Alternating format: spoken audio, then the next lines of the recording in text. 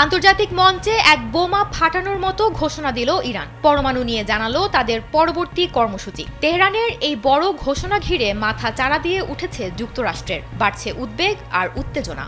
Iran সম্প্রতি পরমাণু জ্বালানি তৈরির ঘোষণা দিয়েছে। দেশটির পররাষ্ট্রমন্ত্রী আব্বাস আরাঘচি সামাজিক যোগাযোগ মাধ্যমে বিবৃতি দিয়ে বলেন, আন্তর্জাতিক আইন অনুযায়ী তাদের পরমাণু জ্বালানি তৈরি করার অধিকার আছে। এই ঘোষণাটি এমন এক সময় এসেছে যখন ওমানে তেহরান ও আমেরিকার মধ্যে পরমাণু চুক্তি নিয়ে চতুর্থবারের মতো আলোচনা হওয়ার কথা ছিল, কিন্তু সেটি হঠাৎ করে বন্ধ হয়ে গেছে। কাতার ভিত্তিক সংবাদ মাধ্যম আল জাজিরা তাদের এক প্রতিবেদনে এসব তথ্য তুলে ধরে। সেখানে বলা হয়, ইরান পরমাণু অস্ত্র বিস্তার রোধ চুক্তিতে এনপিটি স্বাক্ষর করেছে এবং সেই অনুযায়ী তাদের পূর্ণাঙ্গ পরমাণু জ্বালানি চক্র চালানোর অধিকার রয়েছে। স্যান্ডেলিনা সো, রূপচর্চায় আভিজাত্য। অনেক দেশ পরমাণু অস্ত্র না বানিয়েও ইউরেনিয়াম সমৃদ্ধ করে এবং ইরানেরও সেই একই অধিকার রয়েছে। ওদিকে আমেরিকা চাইছে ইরান যেন কোনো ধরনের ইউরেনিয়াম সমৃদ্ধ না করে।